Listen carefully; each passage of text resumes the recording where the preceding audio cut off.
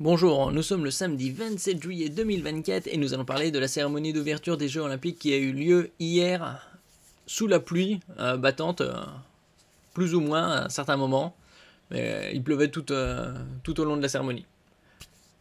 Le retour de Céline Dion, le show d'Aya Nakamura, le défilé sur la scène revivait l'époustouflante cérémonie d'ouverture des JO de Paris 2024, 33e édition. Ça fait 100 ans depuis les derniers JO à Paris qui ont eu lieu en 1924. N'oubliez pas de vous abonner pour plus de news nationales, européennes et internationales sur ce monde merveilleux dans lequel nous vivons. Au total, 6800 athlètes et 2000 artistes ont défilé sur la scène à bord de 85 bateaux pour un spectacle grandiose au milieu des plus beaux monuments de la capitale. Oui, la plupart des monuments sont tout au long de la Seine. Bon, il y avait Zidane au début, qui a repris la flamme de l'autre kéké, Jamel Debbouze. Après l'arrivée de l'humoriste Jamel Debbouze cherchant les spectateurs dans un stade de France vide, Zinedine Zidane débarque pour sauver la situation. Je m'en occupe, lance l'ancien footballeur avant de se précipiter dans les rues de Paris et de finir coincé dans le métro. Ah oui, c'est pour bien symboliser que le métro de Paris tombe souvent en panne ou est en retard, ou malaise voyageur. Lady Gaga interprète Mon truc en plume. Bon, ça a été enregistré. Et ça n'a pas été en direct. Des danseurs rendent hommage à Notre-Dame. Ils ont fait un petit spectacle sur les échafaudages. Danseur étoile Guillaume Diop sur les toits de Paris. Ils ont assez étonné puisqu'il y a eu le groupe Gojira revisite le chant révolutionnaire, ça ira. Il y a eu pour tout le monde, pour tous les goûts, styles musicaux. Aya Nakamura interprète ses tubes planétaires Pookie et Jaja. Bon, ça c'était évident qu'elle allait pas chanter autre chose. La Joconde disparaît du musée du Louvre, un corps volé. Il y a eu une animation sur les Mignons. Ils étaient dans un sous-marin sous la Seine. Axel Saint-Cyril entonne la Marseillaise depuis le Grand Palais.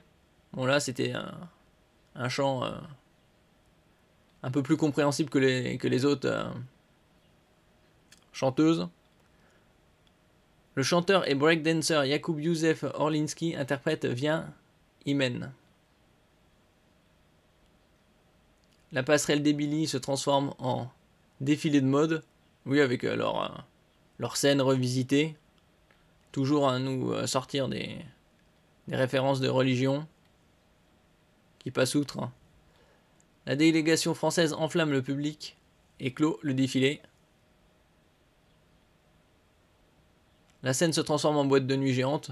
Moi, s'ils auraient mis David Guetta là, ça aurait été une autre ambiance.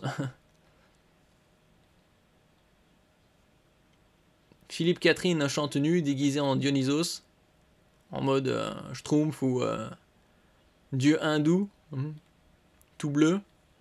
Juliette Armanet et Sofiane Pamar reprennent Imagine, John Lennon.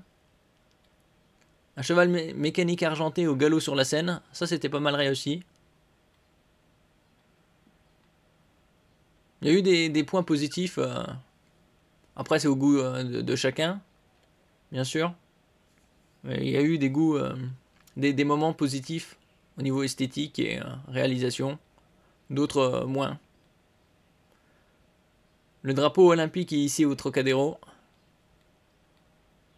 Après, Tony Stanguet se félicite d'avoir su unir nos forces. Un petit speech. Et après, il y a eu la proclamation de Emmanuel Macron de l'ouverture des Jeux officiels 33e édition. Shaim Chancez danse sur Super Nature en langue des signes. Et à la fin, il y a eu Marie-Josée Pérec et Teddy Riner qui allument la flamme en tant que dernier relayeur.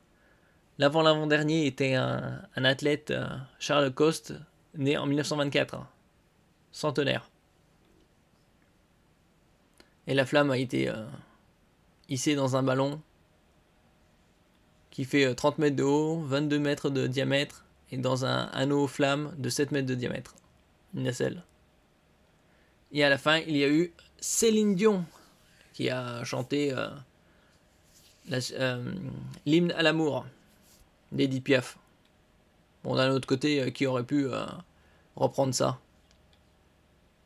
Bon, ça faisait déjà 4 ans qu'elle avait pas fait, qu'elle n'était pas montée sur scène. Donc c'était assez exceptionnel. Merci pour votre écoute. N'oubliez pas de mettre un j'aime, un commentaire, de partager et de vous abonner à la chaîne. À la prochaine fois.